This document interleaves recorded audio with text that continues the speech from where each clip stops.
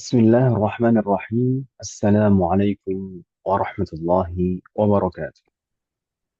وعليكم Waalaikumsalam السلام. warahmatullahi wabarakatuh.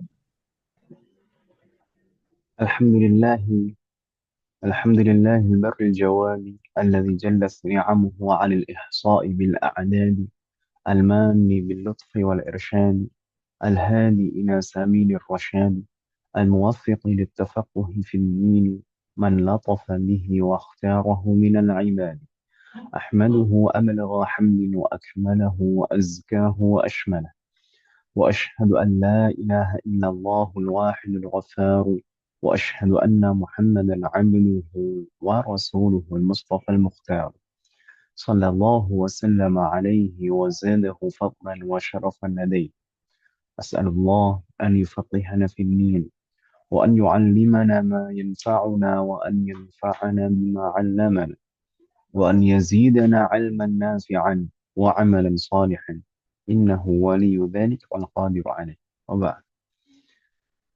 Alhamdulillah alladzi bi ni'matihi tatimmus shalihat. Segala puji bagi Allah Subhanahu wa taala yang atas taufik dan karunia-Nya lah semua kebaikan bisa terlaksana.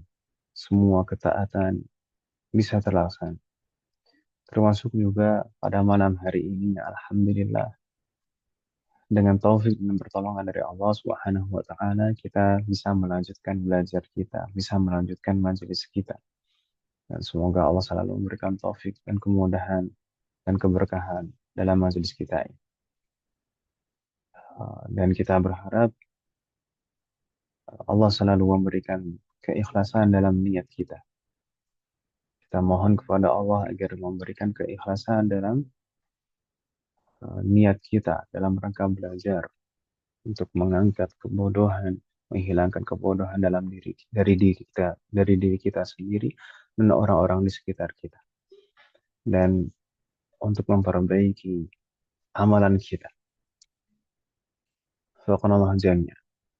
Alhamdulillah malam hari ini kita bisa melanjutkan belajar umat sekalian, yang mana sebelumnya saya sempat izin di pekan yang lalu karena qadarullah yang pekan lalu sedang sakit, anak-anak bersamaan, kemudian juga ya sempat juga uminya tapi nggak terlalu berlanjut. Tapi setelah itu juga saya juga, makanya pekan lalu itu semua kelas saya nggak ada yang saya ajar. Saya minta maaf dulu sekali.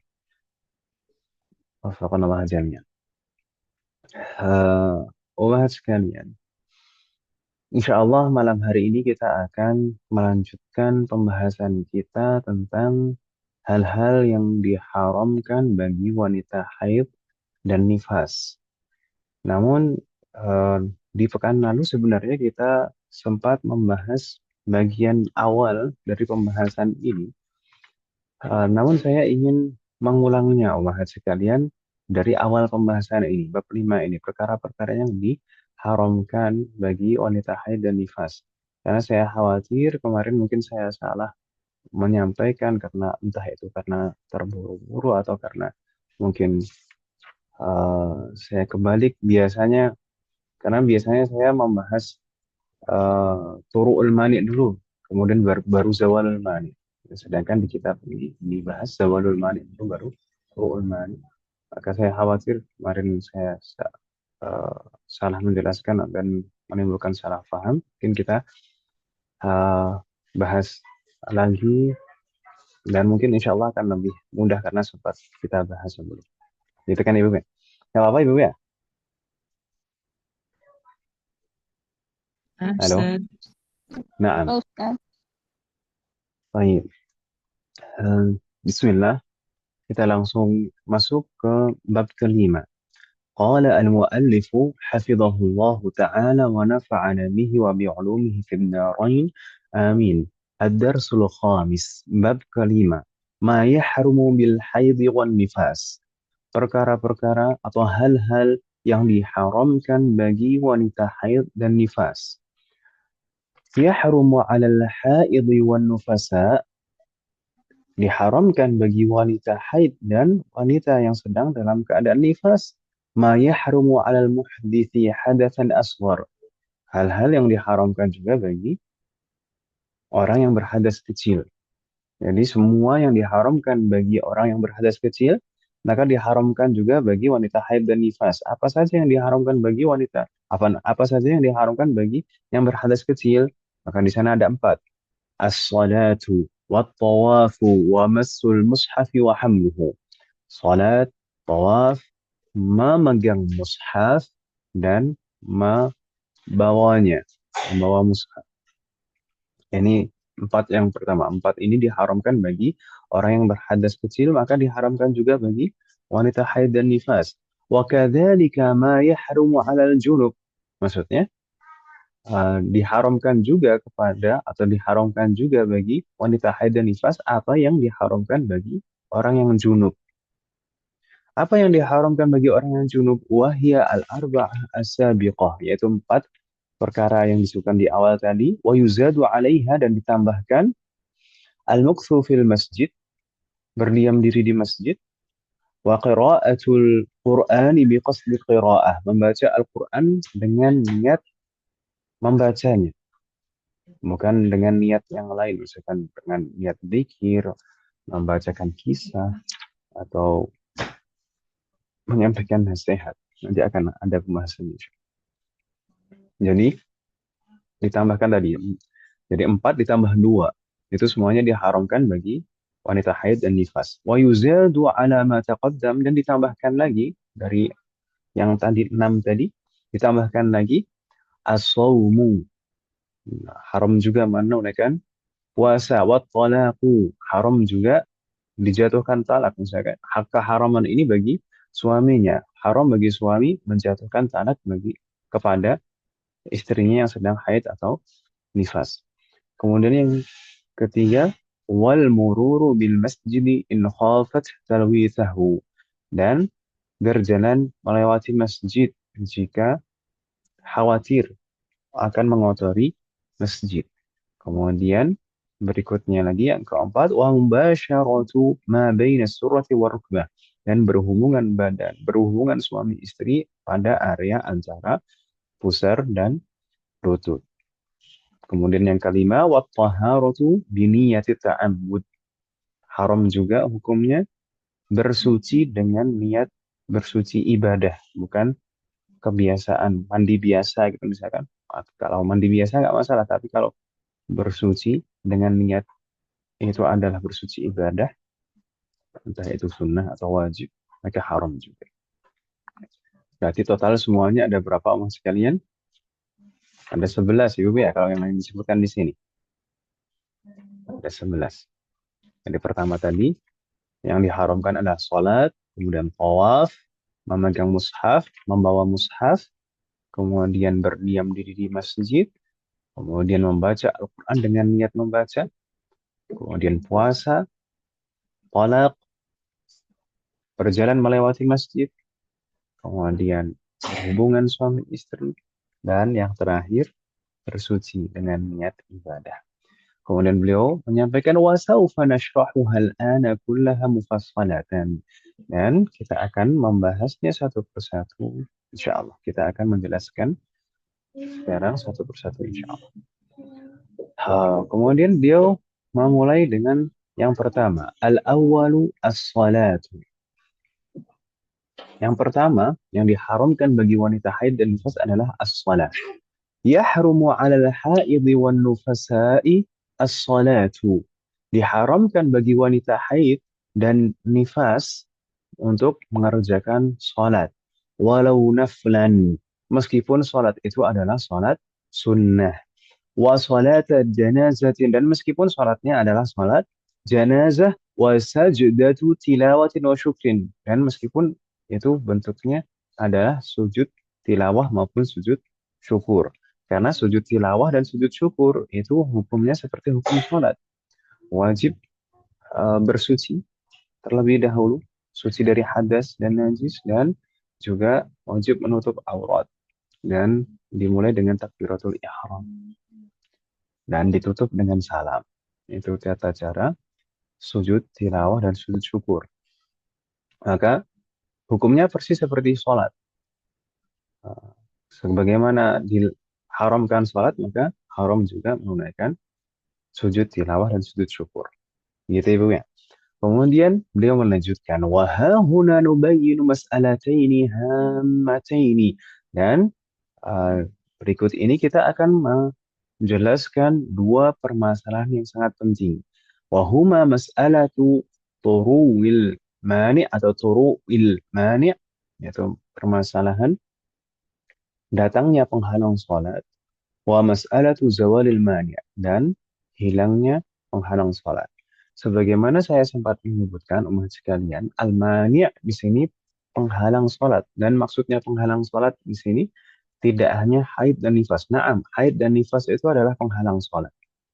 Namun penghalang sholat itu ada yang lain juga, misalkan hilang akal entah itu karena pingsan misalnya, atau karena obat bius misalnya, atau karena homer misalnya, maka itu juga termasuk bagian dari mani'us shalah atau penghalang salat. Jadi nanti itu semuanya akan berlaku hukum-hukum ini juga. Datangnya penghalang dan hilangnya penghalang. Gitu Ibu ya.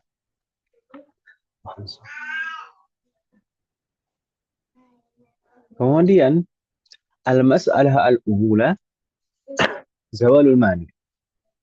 Permasalahan pertama yang dibahas oleh al-muallif di sini adalah zawalul mani, hilangnya penghalang. Jadi beliau membahas hilangnya penghalang dulu, bukan datangnya penghalang. Langsung. Nah, kemudian beliau menyampaikan idza tahuratil haidu awin nufasa'u qabla khurujil waqti walau biqadri zamanin yas'u takbiratal ihram fa'akthar wajib al-qada'u li salati dhalikal waqti bisyartain taliyaini. Jika seorang wanita haid atau nifas suci. Jika wanita haid atau nifas itu suci sebelum keluar waktu sholat, sebelum habis waktu sholat, misalkan di penghujung waktu sholat, walau bizamanin, walau biqadri zamanin yasa'u takbiratul ihram fa'akthar, meskipun waktu yang tersisa dari waktu sholat tersebut itu hanya cukup untuk mengerjakan takbiratul ihram saja atau lebih. Misalkan di ujung waktu sholat asar, seorang wanita haid atau nifas bersih dari darahnya, betul-betul tidak ada darah sama sekali, bersih di ujung waktu sholat asar, dan sisa waktu sholat asar itu hanya cukup untuk mengerjakan takbiratul ihram saja. Hanya sedikit sekali, berarti kan Ibu ya? Ya, apa ya? Halo? Maka wajib al-qada'u li salati dhalikal waqti. Maka wajib mengqadha salat pada waktu itu. Jadi kalau tadi di ujung waktu salat asar, maka wajib mengqadha salat asar itu. Meskipun waktu yang tersisa hanya cukup untuk takbiratul ihram. Nah, maka pasti tentunya diqadha, nggak bisa enggak. Maksudnya nggak bisa ditunaikan tepat pada waktunya kalau tersisa hanya cukup untuk takbiratul ihram. Karena mungkin sisa waktunya nanti untuk bersuci dan lain-lain, pasti uh, akan diqadha salat asar. Gitu Ibu ya. Tetapi ketentuan ini ada syaratnya. Ada dua syarat yang bisyarataini taliyaini.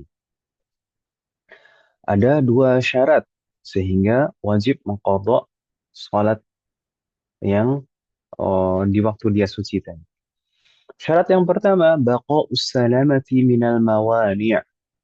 Dia selamat dari penghalang-penghalang sholat. Maksudnya dia tetap dalam keadaan wajib mengerjakan sholat. Maksudnya baqa'us salamah minal mawani'. Tidak ada penghalang-penghalang sholat yang lain yang datang setelah suci ini biqadri ma yasa'at taharah. Sepanjang waktu yang cukup untuk mengerjakan taharah. Maksudnya Misalkan tadi suci di ujung waktu sholat asar, yang mana waktu sholat asar itu hanya tersisa waktu cukup untuk takbiratul ihram. Maka kalau misalkan dia tetap dalam keadaan bisa mengerjakan sholat seperti itu, tidak ada penghalang yang lain yang datang, dan waktu itu berjalan cukup untuk melaksanakan toharoh, jadi maka wajib nanti dan disertai dengan syarat yang kedua. Tapi kalau misalkan eh, tadi bersih di ujung waktu sholat asar, dan waktu sholat asar itu tersisa hanya cukup untuk takbiratul ihram. Tapi beberapa saat setelah itu nggak sampai beberapa menit, itu misalkan pingsan, pingsan itu kan juga termasuk penghalang sholat ya, karena hilang akal. Maka tidak wajib melaksanakan sholat asar kalau seperti itu, karena dia kan syarat yang pertama ini tadi baqa'us salamah minal mawani'. Dia tetap dalam kondisi selamat dari penghalang-penghalang sholat. Biqadri ma yasa'u taharah. Selama waktu yang cukup untuk melaksanakan taharah. Begitu Ibu ya. Kemudian syarat yang kedua, baqa'us salamati minal mawani'. Juga dia tetap dalam kondisi selamat dari penghalang-penghalang sholat. Zamanan yasa'u tilka shalah bi akhaffi mumkin. Uh, di waktu yang cukup untuk mengerjakan sholat tersebut dengan tata cara yang minimal. Jadi, dua syarat ini harus terpenuhi sehingga dia wajib untuk sholat atau mengkodok sholat yang dia suci di waktu tadi. Misalkan tadi waktu sholat asar kan Ibu ya. Di ujung waktu sholat asar, seorang wanita suci dari darahnya. Sedangkan waktu sholat asar tersisa hanya cukup untuk takbiratul ihram misalnya. Tapi hmm, dia berlangsung waktu cukup untuk bersuci dan sholat asar dengan tata cara yang minimal. Hanya wajib-wajibnya saja, rukun-rukunnya saja. Dan itu tidak lama, singkat sekali. Maka wajib baginya menunaikan qadha sholat asar. Gitu Ibu ya. Selama tidak datang penghalang yang lain, dia tetap selamat dari penghalang-penghalang salat. Wa yajibu aidan qada'u ma qablaha in jumi'at ma'aha. Dan wajib juga mengqadha salat sebelumnya. Jika salat sebelumnya itu bisa dijamak dengan salat yang dia suci pada waktu itu. Misalnya tadi suci di penghujung salat asar, maka dia wajib juga mengkodok salat zuhurnya. Beliau di sini menuturkan kadzuhri ma'al asri. Seperti zuhur dan asar itu bisa dijamak. Wal maghrib ma'al isya. Dan maghrib dan isya itu bisa dijamak. Maka kalau misalkan suci di penghujung sholat asar, maka wajib dikodok zuhurnya juga. Kalau suci di penghujung waktu sholat isya, maka wajib mengkodok maghribnya juga. Tapi ada syaratnya juga. Bisyarti baqa'is salamati minal mawani' ba'da zawalil udri qadral fardaini bi akhafi mumkinin wa tahar. Syaratnya adalah dia selamat dari penghalang-penghalang sholat setelah suci dari darah tadi, setelah bersih dari darah tadi, selama waktu yang cukup untuk mengerjakan dua sholat fardu dengan tata cara minimal dan toharoh. Jadi cukup untuk toharoh dan mengerjakan dua sholat fardu dengan tata cara yang minimal. Ustaz Jadi masih bingung. uh, bingung Om. Iya. Jadi yang pertama tadi itu gimana sih? Gimana Eh, Om? kalau sisa waktunya itu cukup untuk takbiratul ihram, jadi hanya sholat di waktu itu saja atau gimana ya Ustaz? Saya agak miss Jadi tadi. begini, jadi ketentuan pertama, jika seorang wanita bersih dari darahnya di ujung waktu sholat, kalau eh, meskipun meskipun sisa waktunya itu hanya cukup untuk takbiratul ihram, jadi di penghujung waktu sholat asar ha- bersih dari darah. Meskipun sisa waktu sholat asar itu hanya cukup untuk takbiratul ihram, maka itu wajib mengqadha sholat asar tersebut. Gitu ya. Eh, Wadih, Om. ya, Ustaz, Tapi ya, syarat-syarat tadi bagaimana? Dua syarat tadi, naam, itu syarat supaya wajib juga, supaya wajib untuk mengqadha. Nah, syaratnya apa tadi? Masa bersihnya atau dia tidak ada penghalang lain yang datang lagi di masa-masa itu dan masa-masa dia selamat dari penghalang-penghalang sholat itu cukup untuk mengerjakan taharah dan sholat dengan tata cara yang minimal. Misalnya, tadi kan eh, di ujung waktu sholat asar itu hanya cukup untuk takbiratul ihram. Gitu ya, kan, Om ya? ya, Terus kemudian kalau misalkan berlangsung waktu misalkan seperempat jam, masuk waktu sholat maghrib seperempat jam, nanti dia wajib melaksanakan qadha sholat zuhur dan asar. Tapi beda halnya kalau misalnya setelah bersih di penghujung waktu sholat asar, sedangkan waktu sholat asar itu hanya cukup untuk takbiratul ihram saja sisa waktunya. Kemudian baru masuk waktu sholat maghrib, baru saja masuk waktu sholat maghrib, kemudian pingsan. Berarti kan datang penghalang yang lain kan, Om? Ya, ada ya. ya, Nah, kalau ketika datang penghalang yang lain, sedangkan waktu bersihnya tadi itu nggak cukup, tidak cukup kan? Jadi di ujung waktu sholat asar, kemudian baru masuk sholat maghrib, baru masuk waktu sholat maghrib sudah pingsan, maka waktu itu tidak cukup untuk mengerjakan toharoh dan sholat asar dengan tata cara yang minimal, apalagi ditambah sholat duhurnya dengan tata cara yang minimal. Maka kalau seperti itu tidak wajib, oh, gitu ya. nah, Ustaz, syukur, Ustaz. Itu ibu ya. Ada lagi yang kurang jelas mas sekalian? Mungkin ada yang ditanyakan.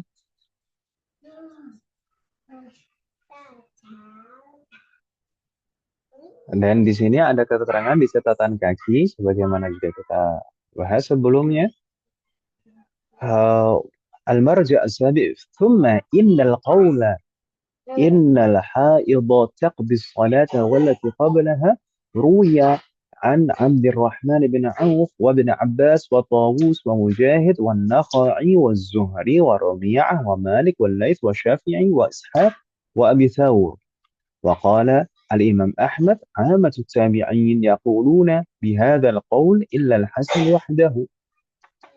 Jadi pendapat yang mengatakan bahwasanya wanita haid itu harus mengqadha sholat yang di waktu dia suci itu dan juga sholat sebelumnya tadi kalau sucinya di waktu asar berarti wajib mengqadha sholat asar dan sholat zuhurnya. Ini pendapat ini diriwayatkan dari mayoritas salaf. Di sana dari kalangan tabi'in, dari kalangan sahabat, misalkan Abdurrahman bin Auf, kemudian Ibnu Abbas, kemudian dari tabi'in, misalkan Tawus, Mujahid, An-Nakhai, Az-Zuhri, Rabi'ah, kemudian dari kalangan tabi'ut tabi'in, misalkan Al-Imam Malik, Al-Laits, Asy-Syafi'i, Ishaq, Abi Thawr, dan Al-Imam Ahmad ibn Hanbal, beliau menegaskan amatut tabi'in yaquluna bihadzal qaul. Mayoritas tabi'in atau hampir semua tabi'in berpendapat dengan pendapat ini kecuali satu saja, illa Al-Hasan wahdah. Kecuali Al-Hasan Al-Basri sendiri saja yang tidak berpendapat dengan pendapat ini. Apa pendapat Al-Hasan Al-Basri? Qala la tajibu illa as-salata allati tahurat fi waqtiha wahdah. Tidak wajib menunaikan sholat, maksudnya mengkodok sholat, kecuali sholat di waktu dia suci. Jadi asar saja, zuhurnya enggak. Kalau menurut Al-Imam Al-Hasan Al-Basri, tapi mayoritas salaf me- menuturkan atau berpendapat bahwasanya yang wajib diqadha itu tidak hanya sholat yang di waktu itu saja, tapi juga sholat sebelumnya jika bisa dijamak. Jadi kalau misalkan di waktu asar sucinya berarti sholat duhurnya juga wajib dijamak. Kalau di waktu isya sucinya maka maghribnya juga wajib dikodok saja, bukan dijamak. Dia wajib dikodok. Begitu Ibu ya. Wajib Muhammad. Karena kenapa? Zuhur itu waktu darurinya sampai akhir sholat asar. Demikian juga maghrib, waktu darurinya adalah sampai akhir sholat isya. Waktu daruri itu maksudnya apa? Waktu daruri itu adalah waktu yang diperbolehkan dia bagi seseorang untuk melaksanakan sholat tersebut karena sebab darurah. Karena sebab darurah itu misalkan karena safar, maka boleh jamak. Boleh jamak duhur. Jamak duhur itu sampai kapan waktunya? Sampai akhir sholat asar itu boleh. Maghrib boleh dijamak dengan isya. Sampai kapan waktunya? Sampai akhir waktu sholat isya. Ya, makanya waktu doruri itu bersambung di situ. Makanya juga di sini wajib diqadha juga. Begitu Ibu ya. Wadih Mahat.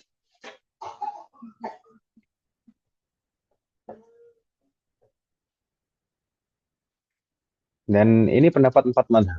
Kalau tadi disebutkan di sana ada pendapat Al-Imam Malik, Al-Imam Asy-Syafi'i, Imam Ahmad, maka sebenarnya juga Imam Abu Hanifah juga ini pendapat empat madhab. Gitu ya, Bapak. Wafaqanallahu jami'an.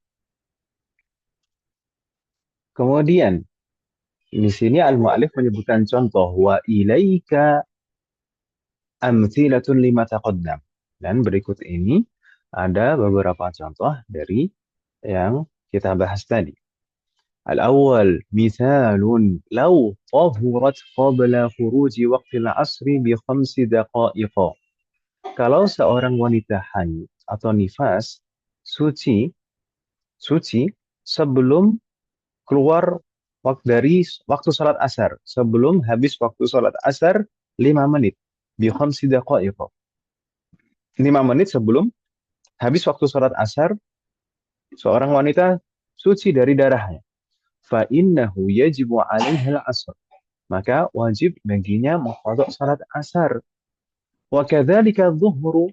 Demikian juga wajib mengqadha salat zuhur idza tawaffarat syurutus sabiqah, jika terpenuhi syarat-syarat yang disebutkan tadi. ثم المثال بعده لو طهرت من الحيض قبل المغرب بخمس دقائق. Jika seorang wanita haid bersih dari darahnya 5 menit sebelum maghrib. 5 menit sebelum maghrib. Jadi masih waktu salat asar. 5 menit sebelum maghrib bersih dari darah. ثم بعد المغرب بربع ساعة أغمي عليها. Kemudian setelah masuk waktu maghrib, seperempat jam setelah masuk waktu sholat maghrib, pingsan. Berarti dia ada waktu 20 menit. Tadi sebelum maghrib 5 menit, kemudian seperempat jam setelah masuk waktu sholat maghrib. Dia selamat dari semua penghalang itu selama 20 menit. فَإِنَّهُ يَجِبُ عَلَيْهَا قَضَاءُ الظُّهْرِ مَعَ الْعَصْرِ. Maka wajib bagi wanita tersebut untuk mengqadha salat zuhur dan salat asar jika nanti dia sudah sadar dari pingsan. Itu Ibu ya. Li'annahu tawaffarat syurutus sabiqah. Karena syarat-syarat yang disebutkan tadi semuanya terpenuhi. Dia selamat dari penghalang-penghalang salat. Yang mana waktunya cukup untuk mengerjakan taharah dan salat duhur dan asar dengan tata cara yang minim. Wa kadzalika al-maghribu. Kama sayati fil mas'alati tsaniyah. Demikian juga wajib baginya nanti untuk mengqadha salat maghribnya. Sebagaimana akan dijelaskan pada permasalahan yang kedua setelah ini insyaallah. Bingung tidak hati kalian untuk permasalahan pertama ini tadi?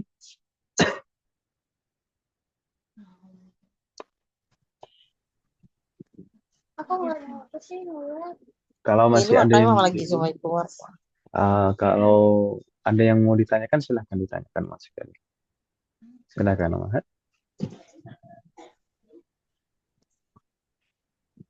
Halo, Iya, Ustadz. bagaimana Om? Tutup pintunya kak. Kalau begitu berarti melihatnya setiap waktu sholat gitu ya, Ustadz? Jadi dikira-kira Om, kan eh, memang Saya. di, Tutup. pertama dikira-kira Kalau biasanya itu akhir waktu haidnya itu kapan? Itu kalau misalkan sudah udah ditutup mendekati pintu kamar waktu sana. akhir Ya. haid, maka hendaknya dicek sebelum habis waktu sholat. Di ujung-ujung waktu sholat itu baiknya dicek untuk kehati-hatian. Gitu ya, Ibu ya? Iya, Ustadz. Ada yang melihat untuk kehati-hatian. Apakah nanti kita wajib melaksanakan sholat itu atau tidak?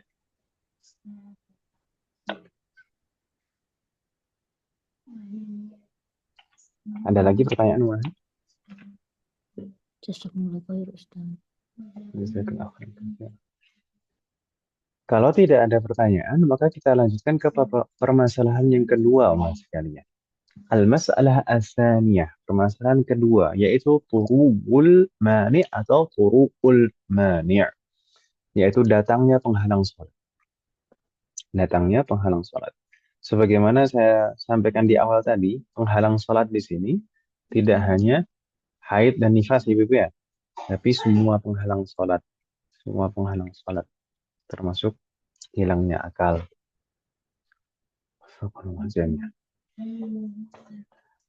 Beliau menjelaskan, "Idza hadatil mar'atu aw nafisat awal al-waqti aw asna'ahu." Jika seorang wanita mengalami haid atau nifas awal al-waqti, di awal waktu salat, aw asna'ahu, atau di pertengahan waktu salat. Maksudnya misalnya di pertengahan waktu salat zuhur atau di pertengahan waktu sholat asar, gitu Ibu ya. Bukan maksudnya saat sholat kemudian datang darah, bukan seperti itu. Jadi, jika seorang wanita mengalami haid atau nifas di awal waktu sholat atau di pertengahan waktu sholat, wastaghraqal haidu wan nifasu baqiyatal waqt, dan darah haid dan nifas itu berlangsung terus sepanjang waktu sholat. Istaghraqa baqiyatal waqt, berlangsung terus-menerus sepanjang waktu salat itu. Wajib ba'da zawalil mani'i al-qada'u li salati dzalikal waqt. Maka wajib baginya setelah nanti hilang penghalang, setelah suci dari darahnya, maka wajib al-qada'u li salati dzalikal waqt. Wajib mengqada salat waktu itu.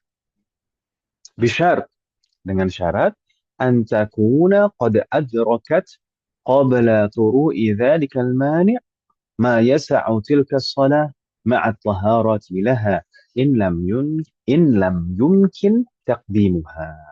Syaratnya adalah dia mendapati awal waktu itu cukup untuk melaksanakan taharah dan salat di waktu itu. Misalnya seorang wanita di awal waktu sholat duhur, baru masuk waktu sholat duhur, misalkan setengah jam atau 1 jam lah misalkan. Misalkan sholat duhur itu kan kurang lebih sekitar jam 12-an kan Ibu ya, masuk waktu sholat duhur.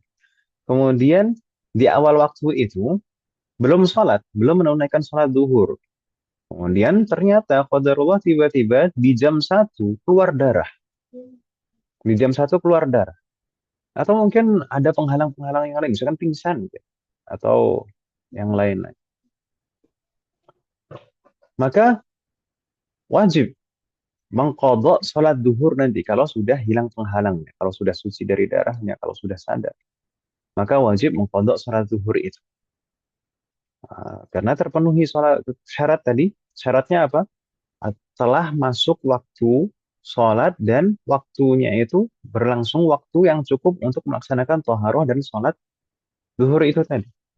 Jadi kalau misalkan keluar darahnya jam 1, dari jam 12 sampai jam 1 kan pasti cukup untuk toharoh dan sholat, ya kan Ibu ya? Nah, maka nanti setelah suci wajib mengqadha sholat duhur. Tergambar tidak umat sekalian maksud saya? Tergambar insya Allah Ustaz. Nah, dan di sini al-muallif menyebutkan beberapa contoh. Awalan, misal, lau tara'al haidu, jika datang darah haid, ba'da dukhulil waqti binisfi sa'ah. Setelah masuk waktu sholat, atau setengah jam setelah masuk waktu sholat. Walam yusallil mar'atu tilka sholat. Sedangkan tadi sebelum datangnya darah itu, seorang wanita ini belum sholat. Jadi setengah jam setelah masuk waktu sholat datang darah. Tapi tadi belum sholat. Wajib 'alal mar'ati idza tahurat an taqdiya tilka shalah. Maka wajib bagi wanita ini jika suci nanti dari darah wajib untuk mengqadha salat tersebut. Li'annaha wajadatil waqtal kafi li'ada'i tilka shalah. Karena dia mendapati waktu yang cukup untuk melaksanakan salat itu. Jadi cukup untuk taharah dan cukup untuk salat. Begitu ya, Bu ya. Kemudian yang kedua, misalun law tara'al haidu ma'a dukhuli waqtil asri mathalan, kalau seandainya datang darah haid bersamaan dengan masuknya waktu sholat asar, betul-betul bersamaan, lam yalzamha idza tahurat an taqdiya salat al-asr, maka tidak wajib baginya untuk mengqadha salat asar ketika suci nanti. Kenapa? Li'annaha lam tudrik zamanan yasa'u tilka shalah. Karena dia tidak mendapati waktu yang cukup untuk melaksanakan salat itu. Kan tadi yang wajib mengqadha tadi kan kalau waktunya cukup untuk melaksanakan salat itu kan Ibu ya. Jadi misalkan seperempat jam misalkan. Seperempat jam itu cukup untuk melaksanakan salat.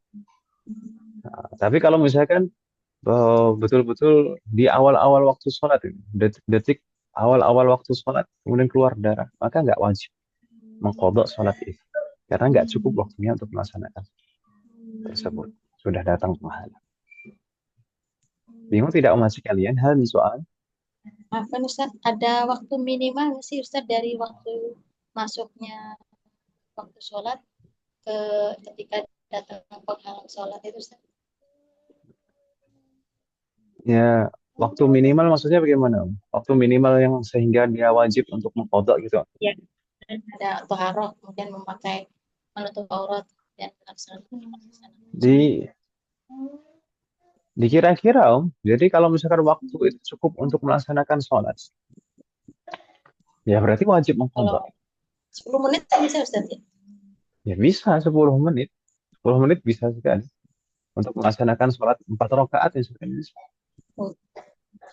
Kadang 2 rakaat.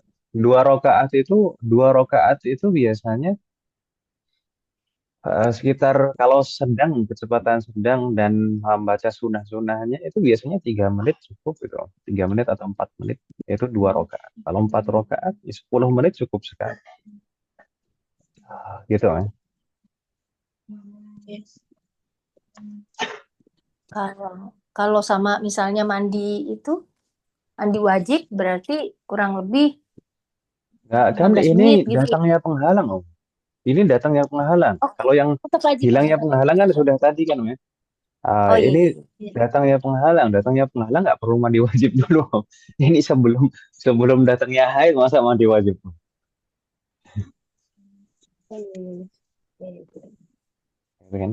Ini di awal waktu ya. Kalau tadi kan yang zawalul mani hilangnya penghalang kan di ujung waktu, di akhir waktu. Kalau datangnya Iya. penghalang ini kaitannya di awal waktu. Gitu Ibu ya. Hmm, iya, iya. Tadi syarat yang disebutkan tadi bagaimana? Syarat yang tadi disebutkan ini bisyarti an takuna qad adraka atau qad adrakat qabla turuwi dzalikal mani ma yasa'u tilka shalah. Jadi waktu yang berlangsung itu cukup untuk melaksanakan salat tersebut. Ma'at taharati laha in lam yumkin taqdimuha. Juga cukup untuk melaksanakan taharah jika taharah itu tidak memungkinkan untuk dilaksanakan sebelumnya. Tapi kalau misalkan mungkin untuk dilaksanakan sebelumnya, maka tidak disyaratkan waktu itu juga cukup untuk melaksanakan taharah. Maksudnya kondisi tidak memungkinkan toharoh itu untuk diawalkan itu seperti apa? Misalkan wanita istihadah itu kan nggak mungkin mengawalkan toharoh sebelum masuk waktunya, ya atau ya. Jadi Iya. masuk waktu sholat dulu, baru boleh toharoh itu wanita istihadah. Tapi kan kalau wanita dalam keadaan normal, tidak dalam keadaan istihadah, maka toharoh itu bisa diawalkan sebelum masuk waktu sholat. Maka tidak disyaratkan di sana. Ya, jadi yang penting cukup untuk melaksanakan sholat tersebut. Nah, itu berarti sudah wajib mengkodok sholat tersebut. Itu ya, Bu ya.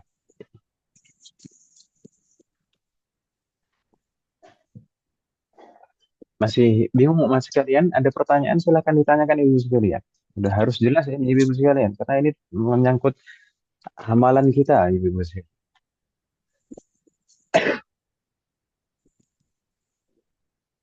Harus ulang-ulang, Ustaz.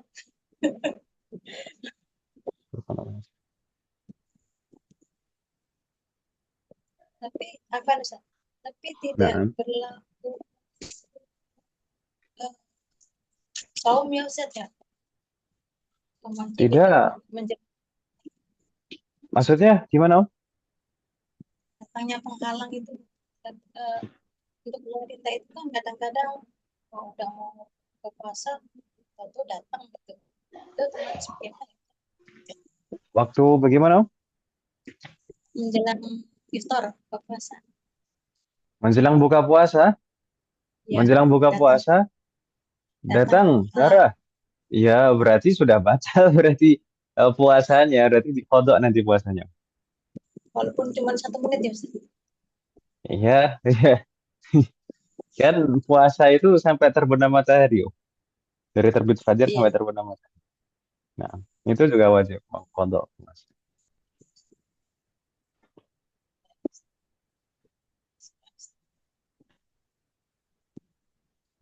Tapi sebenarnya kalau puasa itu lebih bisa difahami sih Om ya, karena memang kita selama ini paham bahwasanya puasa itu wajib diqadha bagi wanita haid dan nifas, ya kan Ibu ya? Iya. Tapi kan sholat itu memang sebenarnya itu tidak wajib diqadha kecuali kondisi-kondisi ini. Sholat itu tidak wajib diqadha bagi wanita haid dan nifas kecuali kondisi-kondisi ini karena sudah tadi misalkan yang masalah turu'ul mani karena sudah masuk waktu sholat, sedangkan belum sholat kan gitu ya. Waktu Iya. sholat yang berlalu itu sudah cukup untuk melaksanakan sholat tapi belum sholat. Kemudian datang penghalang, maka wajib mengkodoknya. Kemudian zawalul mani tadi uh, sudah bersih, kemudian tersisa waktu di penghujung sholat, maka tetap wajib juga mengkodok. Selain kondisi-kondisi ini tidak wajib dikodok sholat itu.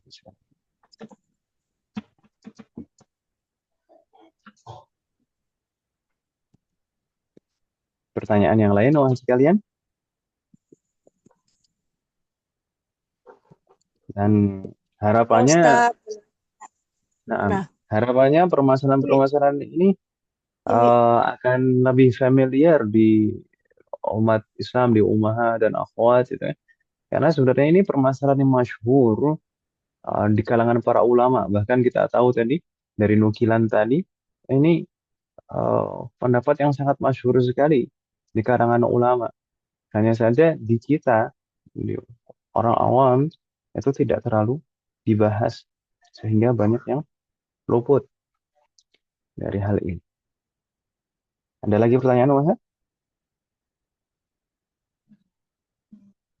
Ada pertanyaan tapi di luar dari materi aja lah.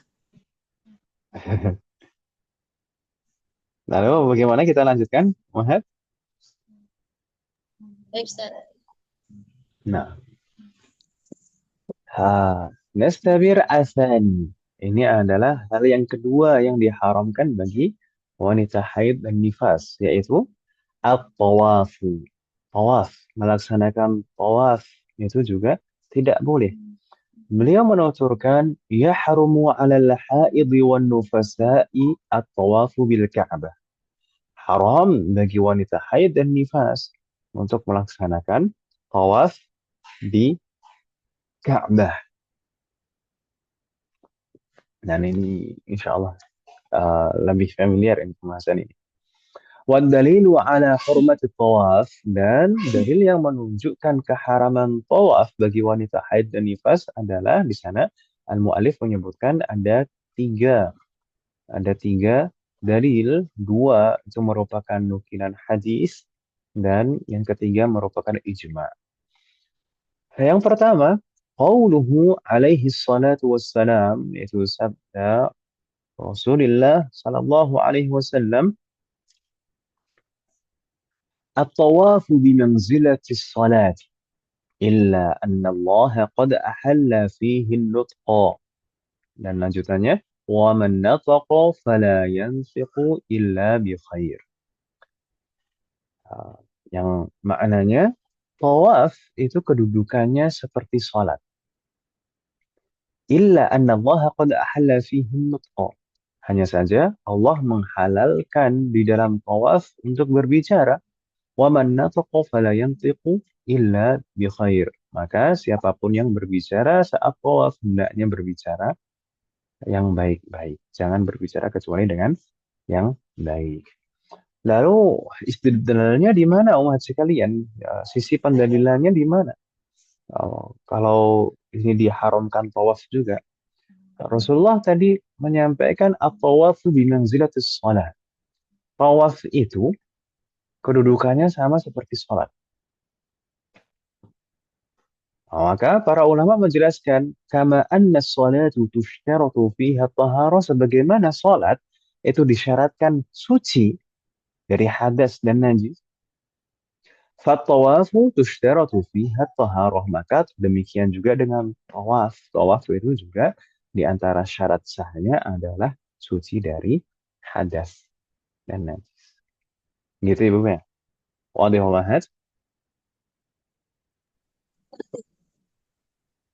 Jayid. Berikutnya, dalil yang kedua. Untuk dalil yang pertama tadi diriwayatkan oleh Al-Imam At-Tirmidzi dan Al-Hakim wa Daruqutni dari jalur sahabat Ibn Abbas. Kemudian dalil yang kedua, warawa Al-Bukhari wa Muslimun an Aisyah radhiyallahu anha. Diriwayatkan oleh Al-Imam Al-Bukhari dan Al-Imam Muslim dari jalur Ibunda Aisyah radhiyallahu anha, anna an-nabiy sallallahu alaihi wasallam qala laha lamma hadat fil hajj. Bahwasanya Rasulullah sallallahu alaihi wasallam, baginda Nabi sallallahu alaihi wasallam bersabda kepadanya, yaitu kepada Ibunda Aisyah radhiyallahu anha saat beliau haid, padahal dalam rangkaian ibadah haji. Jadi saat berhaji, Ibunda Aisyah mengalami haid. Maka apa sabda Rasulullah? Isna'i ma yasna'ul hajj. Maka perbuatlah apapun semuanya yang sebagaimana apa yang dilakukan oleh orang yang berhaji. Ghaira alla tatufi fil bait. Hanya saja jangan tawaf di Ka'bah. Jadi yang tidak boleh hanya tawafnya saja. Begitu Ibu ya? Semuanya yang lain boleh. Kemudian dalil yang ketiga ini adalah ijma. Ijma itu biasanya lebih tegas biasanya dan itu tidak bisa takwilkan lagi. Udah satu penafsiran ijma nggak bisa diganggu gugat. Waqad ajma'al ulama dan para ulama telah bersepakat ala tahrimi tawaf ala al-haid wan nufasa.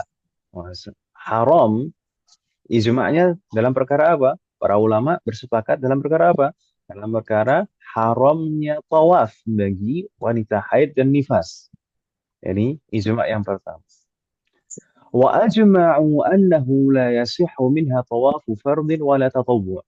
Dan para ulama juga sepakat tidak sah bagi wanita haid dan nifas melaksanakan semua macam tawaf, baik tawafnya itu tawaf fard, tawaf wajib maupun tawaf sunnah. Semua jenis tawaf. Mau tawaf kudum, tawaf wada, tawaf ifadah, semua jenis tawaf. Semua jenis tawaf, mau yang sunnah-sunnah, setiap kali datang ke masuk Masjidil Haram, itu juga tawaf sunnah. Semua jenis tawaf itu tidak sah, diharamkan bagi wanita haid dan nifas. Itu ijma yang kedua. Kemudian ada ijma yang lain, wa ajma'u anna al-haidha wan nufasaa la tumna'u min syai'in min manasikil haji ma 'ada tawafa wa rak'ataihi. Dan para ulama juga bersepakat bahwasanya wanita haid dan nifas tidak dilarang. Dalam artian berarti halal baginya, dibolehkan baginya.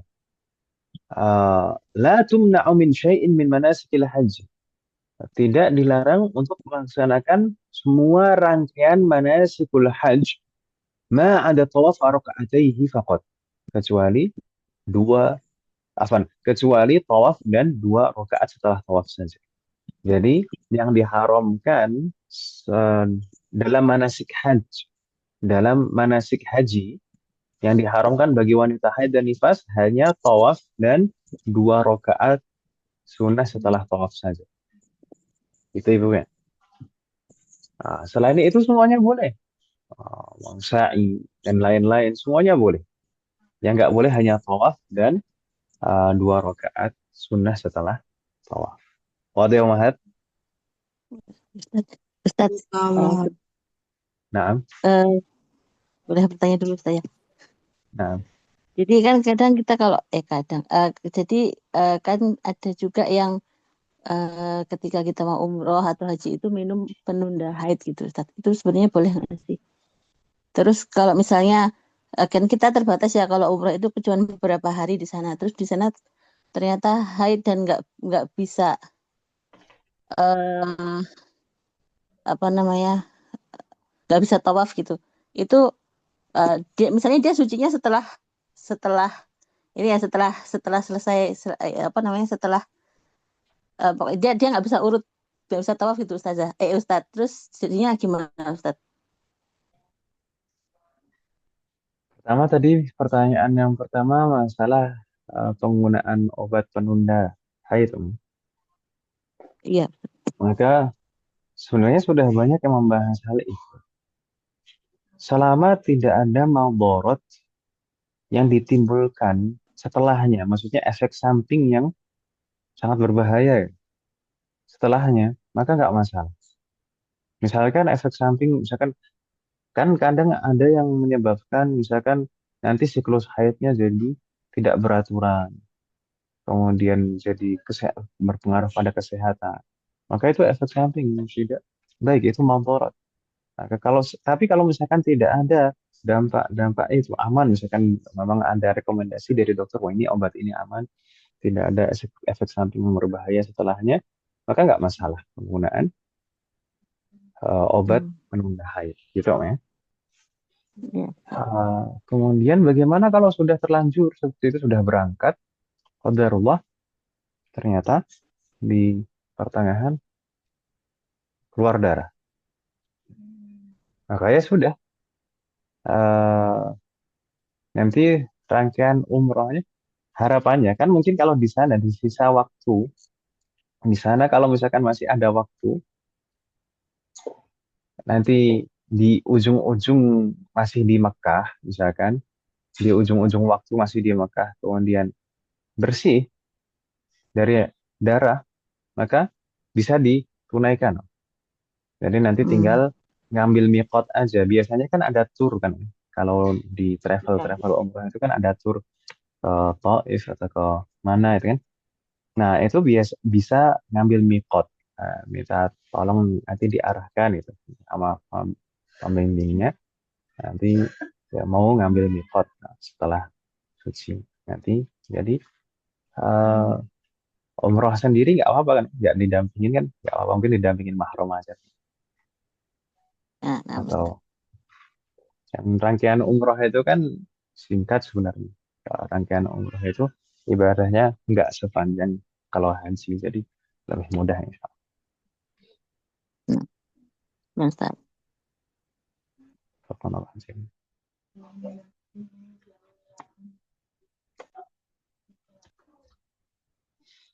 Kita lanjutkan Ah, Om kan Ustaz sekalian. izin bertanya, Nah, izin nah, bertanya Ustaz. Kan tadi silakan Om. Afwan diperbolehkan untuk melakukan semua kewajiban haji kecuali tawaf dan sholat sunnah 2 rakaat. Nah, Nah, sa'i boleh Ustaz. Nah, sedangkan kan boleh. sekarang sudah diperluas tuh masjidnya Ustaz. Berarti tetap boleh sya'i walaupun itu kan di dalam masjid. Kan sekarang udah diperluas tuh masjidnya. Baik. Maksudnya nanti kaitannya dengan larangan masuk masjid Om ya. Nah, Nah, jadi terus boleh nggak nanti masuk raudhah Ustaz kalau sedang berhaid? Kalau kan ada. nggak qadarullah pas waktu tepat haidnya gitu Ustaz. Boleh nggak masuk raudhah Ustaz? Jadi sebenarnya nanti terkait dengan masalah masuk masjid itu ada qaidnya, ada ketentuannya, yaitu in khifat talwisahu. Kalau wanita tersebut khawatir akan apa namanya eh, mem- najisnya itu akan mengotori Mengotori. masjid. Nah, Hmm. jadi kalau misalkan khawatir menetes, misalkan seperti itu ya, ke masjid, maka itu haram. Dan itu sebenarnya tidak hanya berlaku untuk wanita haid dan nifas. Semua orang yang membawa najis atau ada najis di badannya atau di pakaiannya, yang mana dia khawatir nanti kalau seandainya masuk masjid itu khawatir akan mengotori masjid dengan najisnya itu, maka haram dia masuk masjid. Gitu ya. Tapi Nah, kalau Ustaz. dia aman, yakin, yakin aman, tidak akan ada yang mengotori masjid, tidak ada yang menetes, betul-betul aman, maka ah, tidak haram hukum. Gitu ya. Tidak haram. Disebutkan para ulama bukan haram tapi makruh yang dihukum. Kecuali kalau karena uzur baru hukum makruhnya hilang dari mubah. Nah, Jazakumullah khairan kasih Ustaz. Barakallahu fikum. jazakallah khair. Fik.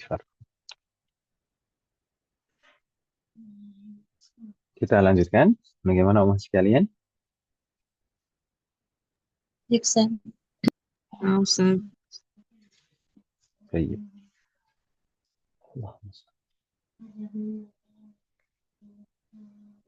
Kita lanjutkan. Qala al-muallif hafizahullah ta'ala والثالث والرابع. Ini langsung yang ketiga dan keempat.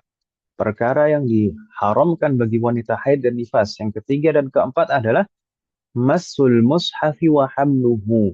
Memegang mushaf dan membawanya. Memegang itu menyentuh ibu-ibu ya. Hanya sekedar menyentuh mushaf saja. Nah, itu tidak boleh. Wa hamluhu. Demikian juga membawanya. Menyentuh aja tidak boleh apalagi membawa. Ya, kemudian beliau menjelaskan wa yahrumu 'alal haidhi wan nufasa'i masul mushafi wa hamluhu. Diharamkan bagi wanita haid dan nifas untuk menyentuh mushaf dan memegangnya. Ini termasuk juga diharamkan bagi setiap yang berhadas, ibu ya, berhadas kecil ataupun hadas besar. Hadas kecil karena misalkan karena kentut atau buang air, termasuk juga junub, semuanya tidak boleh memegang mushaf dan membawanya. Liqaulihi ta'ala, dalil ini. Kemudian beliau menyebutkan dalil. Dasarnya apa? Landasannya apa? Kok tidak boleh memegang mushaf kalau berhadas? Firman Allah Subhanahu wa taala, la yamassuhu illal mutahharun. Di dalam surat Al-Waqiah ayat 79. Tidak ada yang boleh memegangnya illal mutahharun, kecuali orang-orang yang suci. Dan dalil yang kedua yaitu hadis Nabi SAW, la yamassul Qur'ana illa tahir. Tidak ada yang boleh menyentuh Al-Quran kecuali orang yang suci. Hadis ini diriwayatkan oleh Al-Imam Ad-Daruqutni wal Hakim wal Baihaqi wa Tabrani. Naam, banyak yang meriwayatkan. Dan umat sekalian, perlu kita pahami, ini adalah pendapat 4 madhab. Seseorang yang berhadas, baik hadas kecil maupun hadas besar, maka tidak boleh menyentuh mushaf. Dan menyentuh mushaf itu dengan, maksudnya di sini tidak boleh itu menyentuh dengan apapun. Maksudnya dengan semua anggota tubuh manapun. Tidak hanya menyentuh dengan telapak tangan. Jadi terkadang orang salah paham, tertukar dengan misalkan dalam masalah pembatal wudhu. Pembatal wudhu adalah menyentuh kemaluan dengan telapak tangan. Nah, itu kalau masalah itu, iya telapak tangan saja yang tidak boleh. Tapi kalau menyentuh mushaf bagi orang yang berhadas, itu tidak boleh dengan anggota tubuh manapun. Begitu Ibu ya. Wadih mahat. Dan bahkan sebagian ulama ada yang menukilkan ijma' dalam perkara ini. Di antara ulama yang menukilkan ijma', kesepakatan dalam perkara ini adalah Syekhul Islam Ibnu Taimiyah. Syekhul Islam Ibnu Taimiyah di dalam Majmu'ul Fatawa, beliau menuturkan bahwasanya ini adalah kesepakatan para ulama, bahwasanya orang yang berhadas, baik hadas kecil maupun hadas besar, itu tidak boleh menyentuh mushaf secara langsung maupun dengan menghalang, baik dengan anggota tubuh manapun. Ustaz, bukannya ada yang berpendapat boleh menyentuh mushaf meskipun nggak wudhu dulu? Saya pernah membahasnya di majelis mudarasah, itu adalah pendapatnya madhab zahiri. Dan pendapatnya madhab zahiri, kebanyakan pendapat madhab zahiri, khilafnya itu ghairu mu'tabar. Jadi dia perbedaan pendapat darinya tidak dianggap. Tidak dianggap. Karena saking jauhnya dari pendapat para salaf. Dan di antara para salaf yang berpendapat dengan pendapat ini seperti Abdullah bin Umar dan Ibnu Mas'ud. Kita ada nukilan secara langsung dari beliau. Gitu Ibu ya. Wadih mahat. Ustaz, Nah, kalau menyentuhnya dia nggak menyentuh pakai alat gitu, Ustaz, kayak kayu lah gitu buat nunjuk, gimana tuh? Kamu sapa?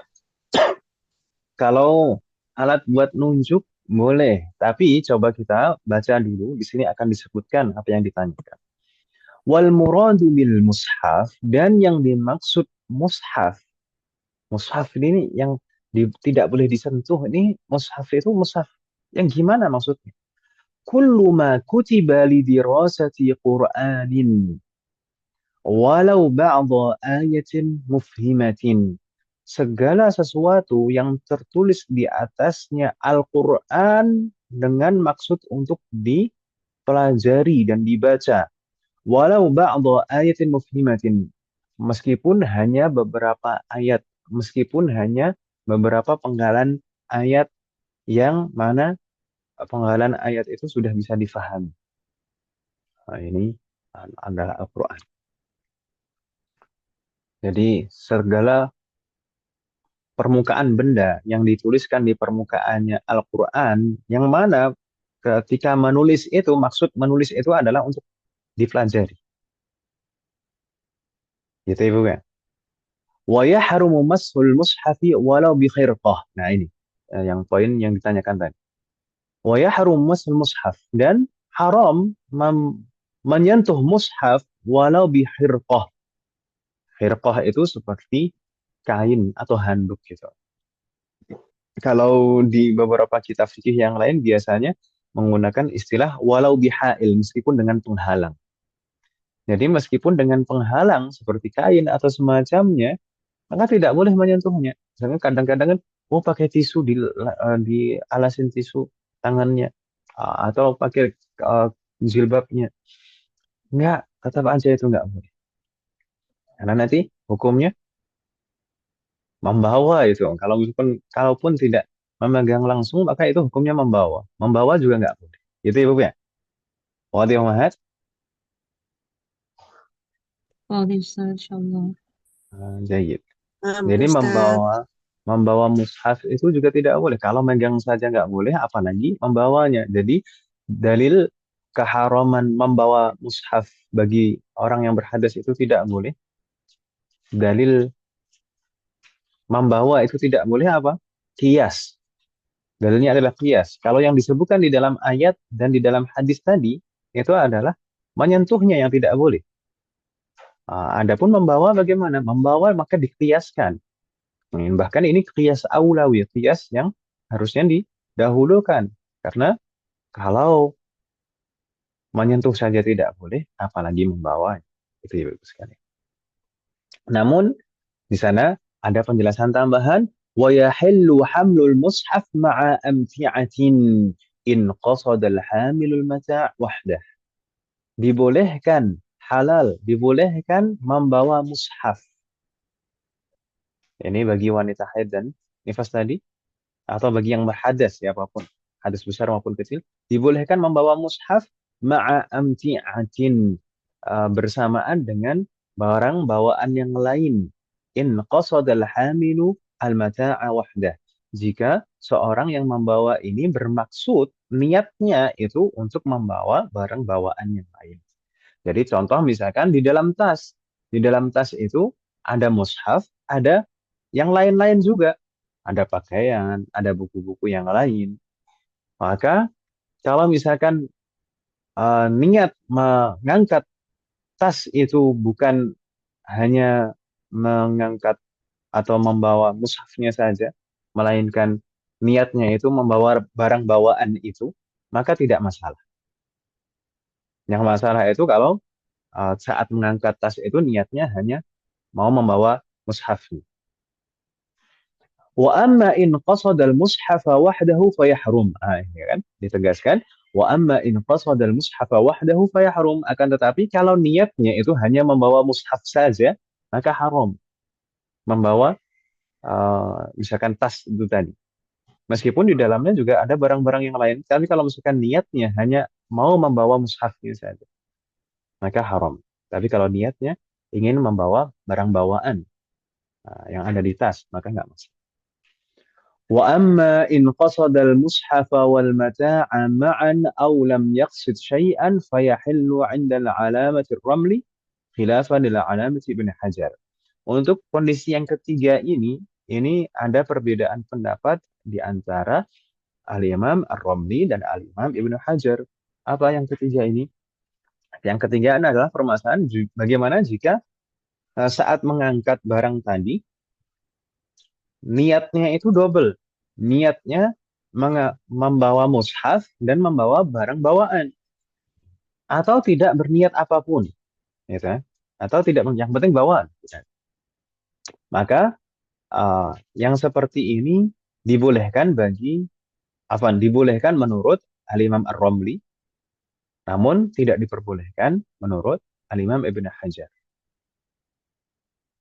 Jadi yang paling aman sekalian, kalau misalkan kita membawa tas, sedangkan di dalam tas itu ada mushaf, maka sama sekali jangan dihadirkan niat untuk membawa mushaf. Itu yang paling aman. Itu boleh menurut semua. Niatnya membawa barang bawaan. Begitu Ibu ya. Wal Mahat. Berarti insya Allah. Insya Maka Allah, tidak Ustaz. hanya tas, umat sekalian, tidak hanya tas, maka juga meja. Meja terkadang di sana misalkan ada meja kecil, meja untuk belajar, meja untuk membaca seperti itu. Kemudian di atasnya ada mushaf. Pengen memindah mushaf, meskipun yang diangkat mejanya, tapi kalau niatnya adalah mau memindah mushaf, maka itu tidak boleh. Beda halnya kalau niatnya mau mindah meja, baru itu boleh. Gitu Ibu ya. Oh, Mahat. Berarti insya Allah. Tapi kalau niatnya dua-duanya juga boleh kan? Ustaz? Niatnya dua-duanya boleh menurut Ibnu Hajar. Itu kan ada khilaf tadi, ada perbedaan pendapat. Gitu kan? Kalau niatnya dua-duanya, itu Baik. boleh menurut Ibnu Hajar. Tapi nggak boleh menurut, apa? Boleh menurut Ar-Romli maksud saya. Boleh menurut Al-Imam Ar-Romli, tapi tidak boleh menurut Ibnu Hajar. Itu Ibu ya. Maka paling aman ya udah itu. Jangan dihadirkan niat memindah mushaf. Maka itu boleh menurut semuanya. Meskipun kalau double niat tadi, boleh menurut Al-Imam Ar-Romli. Ya, berarti ikut kalau mau menghadirkan niat dua-duanya berarti uh, kita niatkan untuk mengikuti Al-Imam Ar-Romli. Itu Ibu ya. Kalau aja. Ada lagi pertanyaan Wahid? Ustaz, saya mau nanya lagi nih. Bagaimana Om? Itu kalau baca Al-Quran, kalau ini pahalanya lebih, masih perbedaannya ada beda pahala nggak ya? Kalau baca Al-Quran dengan mushaf sama itu Al-Quran terjemahan gitu. Maksud kata Uh, pahalanya, uh, maksud kata lebih besar mushaf kali ya? Baca, ya. Maksudnya bagaimana Om? Quran terjemah di sini maksudnya tidak ada teks Arabnya gitu Om? Ya Al-Quran yang ada terjemahannya itu, Ustaz kan biasanya kan ada kayak gitu ya. Al-Quran terjemahan, artinya Al-Quran bahasa Indonesia, ada terjemahan, artinya terjemahan bahasa Indonesia. kebanyakan Al-Quran terjemahan itu ya tetap dikatakan mushaf itu Om. Karena kebanyakan Hmm. kebanyakan mushaf terjemah kan terjemahannya itu kan di pinggir-pinggir Om. Ya. Iya, Kebanyakan kirain mah maka kalau itu maka itu mushaf tetap itu yang nggak ada bacaannya, kayak huruf abjad kayak gitu. Oh ya, mumpung masih di pembahasan ini, di Majelis Mudarasah kita pernah bahas bagaimana kalau misalkan mushaf terjemah kan itu Ibu ya, atau tafsir, ya kan Ibu ya? Pernah ada yang tanya seperti itu ketika di Majelis Mudarasah. Iya, Mufaqqan jami'an. Maka dilihat, ini juga dibahas oleh para ulama dari zaman dahulu. Eh, Pertama, bentuk mushafnya itu masih tetap utuh bentuk mushaf atau tidak. Maksudnya kan kebanyakan terjemah dan tafsir itu kan halaman mushaf itu tetap utuh bentuknya satu halaman, tapi kemudian di pinggir-pinggirnya nanti ada terjemahnya atau ada tafsirnya. Gitu kan Ibu kan? Ya atau ya? iya Iya, Ustaz. Apalagi buat Ah, untuk orang belajar Kak, gitu Ustaz, anak kalau pesantren. saya mau jadi kalau seperti itu bentuknya, maka itu tetap dihukumi mushaf. Itu namanya Al-Quran Al-Muhasya. Kalau menurut Ibnu Hajar. Itu Al-Quran yang diberikan catatan kaki. Itu. Jadi kalau bentuk halaman mushafnya tetap utuh satu halaman mushaf itu, maka itu hukumnya tetap mushaf. Gitu ya, Bu ya. Yang diberikan keringanan dan ada rincian hukumnya itu jika bercampur antara ayat-ayat dan tafsir atau terjemah. Misalkan disebutkan dua atau tiga ayat, kemudian penjelasan tafsir atau terjemah. Kemudian disebutkan lagi setelahnya beberapa ayat, misalkan lima ayat, kemudian di tafsirnya panjang. kemudian beberapa ayat lagi disebutkan, kemudian tafsir panjang. Itu kan bercampur antara mushaf, antara ayat-ayat Al-Quran dan terjemah, ya kan Ibu ya? Ya Halo? Ustadz. Atau tafsir itu tadi. Kalau Iya. bercampur seperti itu, maka dilihat apanya? Mana kadar yang lebih banyak? Apakah yang lebih banyak adalah Al-Qur'annya atau tafsir atau terjemahnya yang lebih banyak? Kalau yang lebih banyak adalah ayat-ayat Al-Qur'annya daripada terjemah atau tafsirnya, maka itu tetap dihukumi mushaf. Tapi kalau misalkan yakin betul-betul jumlah tafsirnya itu lebih banyak daripada ayat Al-Qur'annya, maka itu tidak dihukumi mushaf lagi. Gitu Om ya. Maka boleh disentuh tanpa suci dari hadas. Kalau sudah tidak dihukumi mushaf. Syaratnya itu tadi, kapan tidak dihukumi mushaf? Jumlah tafsirnya atau terjemahnya itu lebih banyak daripada ayat-ayat Al-Qur'an. Tapi kalau sama atau ragu apakah ini mana yang lebih banyak, maka juga tidak boleh disentuh tanpa bersuci. Saya ulangi lagi Ibu sekalian supaya lebih jelas. Nggak apa-apa Ibu sekalian, saya ulangi lagi. Eh, Terkait dengan masalah mushaf terjemah, maka kita lihat terlebih dahulu. Apakah halaman mushaf itu cetakannya itu masih betul-betul utuh satu halaman seperti itu, kemudian pinggir-pinggirnya diberikan uh, terjemah atau tafsir. Kalau halaman mushafnya masih utuh, maka itu hukumnya masih mushaf. Itu Ibu ya. Itu tidak ada rincian kondisi kalau seperti itu. Itu masih mushaf hukumnya. Yang ada rincian kondisi itu jika ayat itu bercampur dengan tafsir atau terjemah. Jadi disebutkan beberapa ayat, kemudian tafsir, penjelasan, atau terjemah banyak. Kemudian disebutkan beberapa ayat lagi, kemudian tafsir atau terjemah banyak. Maka kalau seperti itu, dilihat mana kadar yang lebih banyak. Apakah ayat-ayat Al-Qur'annya yang lebih banyak, atau terjemah atau tafsirnya yang lebih banyak.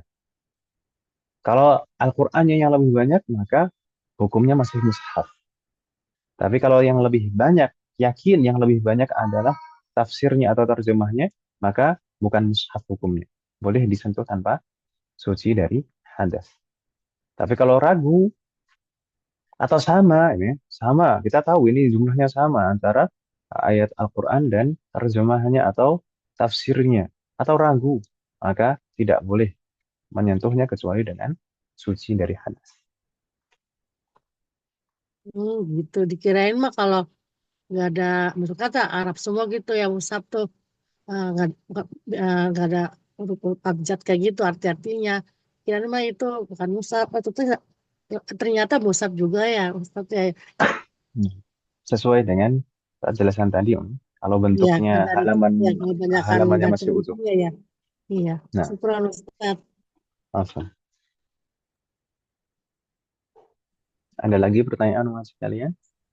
Afwan Ustaz. Nah, Jadi kalau penghafal Quran itu kan biasanya menggunakan satu mushaf. Solusinya bagaimana? penghafal Al-Quran Ya.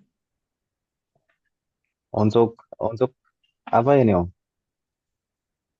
Hmm, ya menghafal Al-Quran gitu Ustaz. Kan Maksudnya pasti dalam kondisi berhadas. Kalau hadasnya hadas kecil, pakai HP nggak masalah.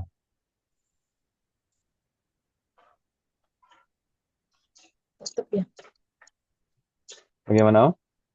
Ya, berarti memang kan selama ini pernah juga dapat gitu Ustaz untuk pembelajar baik guru maupun murid yang itu usul gitu Ustaz. Tapi setelah belajar Oh, begini jadi Allah ternyata ternyata saya kira saya kira pertanyaan saya pernah menyimak darsnya Syekh yang menulis kitab ini. ketika beliau menjelaskan kitab ini. Di sana ada penanya yang mirip pertanyaannya dengan ini. Saya kira itu hanya pertanyaan dari penanya itu saja. Ternyata itu memang sudah tersebar, Om, ya. Maksudnya ada yang bertanya bagaimana orang yang menghafal Al-Quran itu. Eh, itu sama saja. Menghafal Al-Quran itu tidak ada rukhsah. Berbeda dengan guru. Kalau guru, iya ada yang mengatakan itu rukhsah. Guru itu kalau niatnya adalah bukan untuk membaca, eh, maksudnya ini kaitannya dengan membaca nanti, Om, bukan menyentuh, ya. Eh, Guru yang niatnya untuk membaca atau mentalqin atau mengoreksi bacaan itu masih ada yang berfatwa itu boleh, nggak masalah, memberikan keringanan. Tapi kalau masalah orang yang menghafal itu tidak, sama aja semuanya. Apalagi menyentuh, masalah menyentuh. Tadi kalau masalah itu membaca, masalah menyentuh tidak ada, sama semuanya sama. Oh, menyentuh itu ada keringan. Oh enggak. Kalau hadas keringanan itu gini, Om. Keringanan itu untuk anak kecil yang belum balik, tapi sudah memayyiz, belum balik. Anak kecil ya, misalkan usia-usia sekitar uh, 5, 6, 7, 8 itu kan terkadang ada yang sudah memayyiz ya. Nah, sudah Iya. memayyiz tapi belum balik. Maka itu diberikan rukhsah kalau itu. Diberikan rukhsah, diberikan keringanan, tidak harus berwudu. Tidak harus berwudu karena anak kecil kalau bolak-balik wudu biasanya itu basah semuanya gitu kan. Berarti boleh jadi wakil ya Ustaz. Boleh apa, Om? Boleh boleh jadi wakil Maksudnya membawa gitu. nggak wakil gimana, Om? Jadi kita ketika kita kan nggak boleh yang menyentuh kan Ustaz. Namanya menyentuh pasti membuka untuk membacanya. Jadi Ya anak eh, kecil itu nggak apa-apa. Anak kecil itu nggak apa-apa. buat Bukan kita wakil yang kita. dalam keadaan hadas, bukan. Kalau orang dewasa nggak ada rukhsah. Ya. Yang ada rukhsah itu anak kecil yang belum balik tadi, Om. Yang dalam rangka belajar itu pun juga dalam rangka belajar. Nah, Ya. kalau anak kecil itu tidak dalam rangka belajar juga nggak boleh. Maksudnya dalam rangka belajar membaca Al-Quran, ya. Nah, kalau tidak dalam rangka belajar membaca Al-Quran pun juga anak kecil itu juga tidak boleh. Apalagi kalau belum memayyiz, malah haram.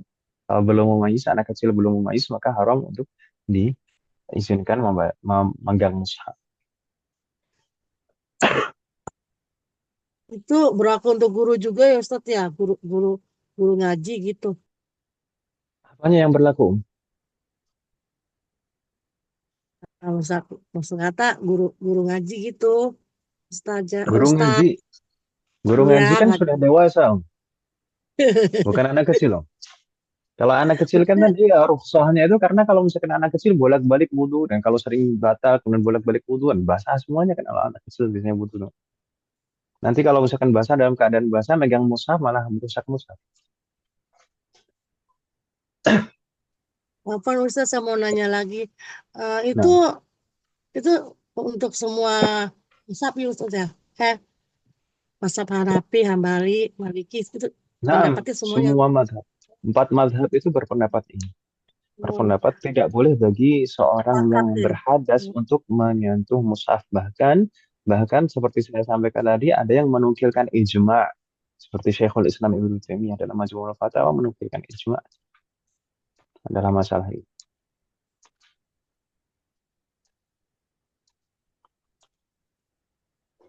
Itu Ibu. Nah, satu-satunya yang bilang ini kan nyeleneh itu kan Az-Zahiri dan sayangnya beberapa tahun yang lalu itu pendapat mazhab Zahiri ini tersebar di Indonesia dan bahkan awal-awal saya belajar itu ya, sumpah ya, teman-teman saya itu banyak yang kayak gitu.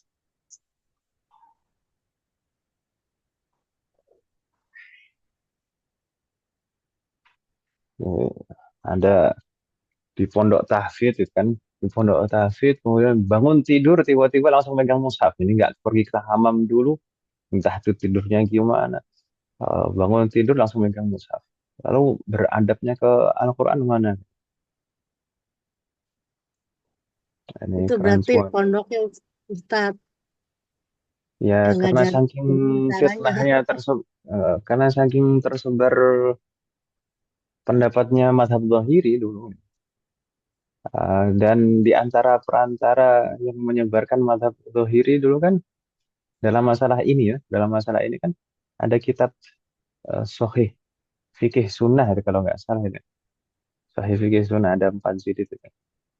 Itu cara berargumennya mirip sekali dengan orang-orang Zahiri. Dan memang kebanyakan ya seperti itu akhirnya eh, apa namanya hasil argumennya kebanyakan sama dengan orang-orang Zahiri. Namanya aja kan keren lah, sehingga banyak yang mau membaca Sahih Fikih Sunnah. Orang-orang tertipu dengan namanya. Apa Ustaz? Sahih fikih sunnahnya karangan siapa Ustaz tulisan? Siapa orang Mesir itu siapa? Bukan bukan Said Sabik ya Ustaz? Kayaknya sih Om. Bukan. Soalnya kakak saya tuh kayaknya belajar itu. Oh, itu nggak bagus ya Ustaz. Ya kalau dari segi pemaparannya argumennya seakan-akan keren sekali kan di antara ciri-cirinya orang. Dan cukup simpel gitu ya bagi orang awam tuh kalau gini gini gini gini. Tapi kan sebenarnya tidak sesimpel itu. Banyak dalil-dalil yang dilewatkan, banyak riwayat-riwayat yang dilewatkan seperti masalah apa namanya menyentuh mushaf ini di dalam kitab itu kan disebutkan la yamassuhu illal mutahharun. Maka di sana disebutkan al-mutahharun itu maksudnya adalah al-malaika. Hanya satu tafsir saja yang dijadikan pegangan. Kenapa kok tidak merujuk ke tafsir-tafsir yang lain, riwayat-riwayat yang lain, hadis-hadis yang lain? Bagaimana dengan cara beramalnya, cara prakteknya para sahabat? Seperti itu. Kan eh, meninggalkan banyak hadis, hanya berpegang pada satu argumen.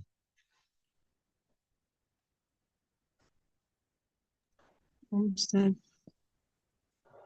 Apa Ustaz? Anu masih bingung Ustaz. Yang Bagaimana, itu Om? Ustaz kan tadi al-mushaf itu ada kullu ma kutiba li dirasati Qur'anin walau ba'da ayatin mufhimatin. Nah, itu kalau yang ditulis untuk dipelajari dan dibaca walaupun itu beberapa penggal ayat gitu ya Ustaz. Nah, kalau Nah, buku-buku tahsin Quran kayak Iqra ataupun Qiraati ataupun Umi itu kan ada penggalan-penggalan ya Ustaz. Apakah itu termasuk mushaf? Dan ini Ustaz, misalnya ada catatan kita gitu dari ayat-ayat Al-Quran gitu. Apakah itu juga termasuk mushaf Ustaz? maka ini tadi, Om. Pertama, kalau dari pengertian tadi kan, walau ba'adha ayatin mufhimatin, penggalan ayat itu harus bisa difahami maknanya. Itu pertama.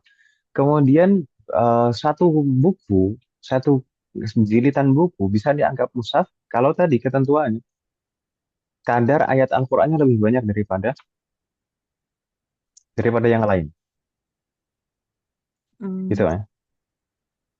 Kalau Kalau yakin itu kayak lebih banyak. metode Nah, kalau Nurul Bayan itu Ustaz, itu kan dari Quran semua spot penggalan-penggalan baik kalimat maupun jumlahnya itu kan dari Quran semua Ustaz ayatnya itu. Berarti itu termasuk mushaf ya Ustaz? ya kalau misalkan penggalan-penggalan ayatnya itu mufhimah, bisa dipahami. Seperti misalkan kitab Hmm. saya ini misalkan Hadiul Lihat Limutasyabihil Alfat ini kitab saya kasihkan ke anak-anak. Ini kitab ini membahas ayat-ayat yang mirip-mirip. Jadi ini biasanya digunakan untuk membantu penghafal Al-Quran. Hmm. Ini kumpulan ayat-ayat yang mirip-mirip. So, di dalamnya semuanya ayat-ayat aja sudah. Jangan disebutkan ini ayat ini penggalan ayat ini mirip. Ini di ayat berapa saja di surat berapa di surat apa saja. Nah, semuanya ayat, semuanya isinya ayat. Maka ini juga ini juga dihukumi mushaf, dihukumi Al-Quran. Hmm. Menyentuhnya juga harus dengan suci dari hadas. Oh, Ustaz.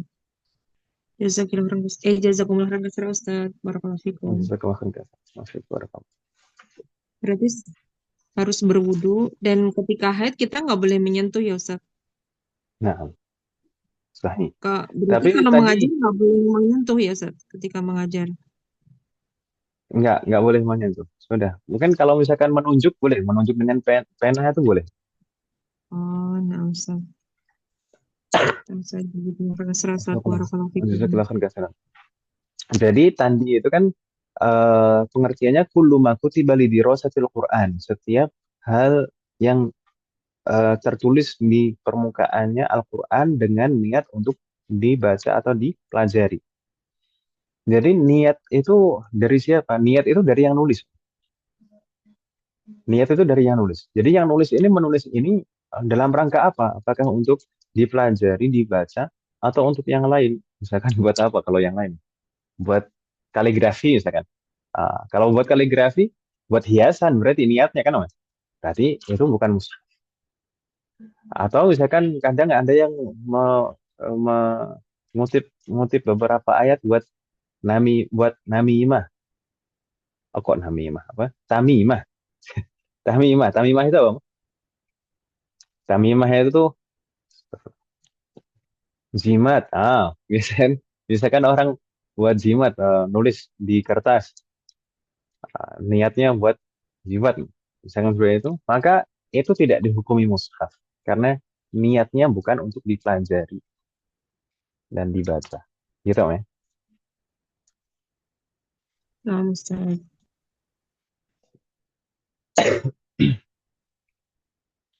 Ada lagi pertanyaan Mas sekalian sebelum kita tutup? Afan, mungkin untuk pembahasan berikutnya kita bahas di pertemuan yang akan datang. Semoga Allah berikan taufik dan kemudahan.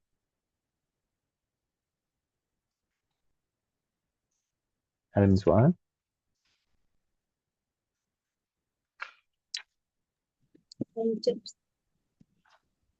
Ayo, Jad. Ayo, chat Ustaz. Baik. Mungkin لا يوجد فنكتفي بهذا القدر. Kalau tidak ada pertanyaan, maka kita cukupkan umat sekalian. Semoga apa yang kita bahas dan pelajari malam hari ini bermanfaat dan barokah. Semoga Allah selalu memberikan taufik kepada kita semuanya agar kita bisa mengamalkan setiap ilmu yang kita pelajari. Semoga Allah selalu memberikan kemudahan, keberkahan, kesabaran, keistiqamahan, serta keikhlasan dalam proses belajar kita. Semoga Allah selalu memberikan taufik dan hidayah kepada kita semuanya, demikian juga kepada orang-orang yang kita sayangi. Semoga Allah selalu melindungi kita semuanya dan juga orang-orang yang kita sayangi dimanapun berada. Jika di antara kita ada yang sakit atau kerabat kita atau keluarga kita ada yang sakit, semoga segera diberi kesembuhan oleh Allah Subhanahu wa Ta'ala. Semoga Allah menjadikan kita semuanya termasuk hambanya yang soleh dan solehah dan bertakwa kepada. Semoga Allah menjadikan keluarga kita dan anak keturunan kita termasuk hambanya yang soleh dan solehah, dan semoga terlahir dari mereka generasi yang unggul. Semoga Allah mengumpulkan kita bersama dengan keluarga kita dan anak keturunan kita di surga Firdaus.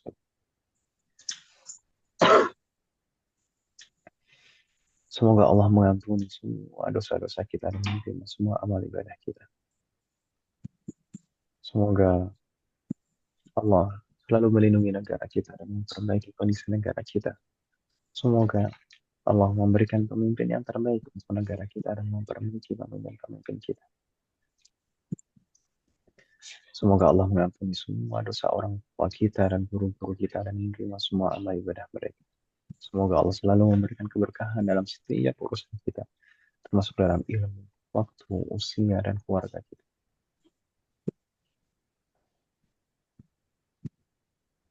Semoga Allah selalu memberikan taufik dan hidayah kepada kita semuanya, sehingga kita bisa senantiasa ridha, bersabar, dan bersyukur atas semua ketetapan dan ketentuan Allah Subhanahu wa Ta'ala. Semoga Allah memberikan kepada kita semuanya husnul khatimah. Wassallallahu ala nabiyyina Muhammad wa ala alihi wa sahbihi ajma'in. Subhanakallahumma wa bihamdik, asyhadu an la ilaha illa anta, astaghfiruka wa atubu ilaik. Wassalamu alaikum warahmatullahi wabarakatuh. Waalaikumsalam warahmatullahi wabarakatuh. Jazakumullah khairan Ustaz. Barakallahu fikum. Jazakallahu khairan. Jazakumullah syukuran ajilan.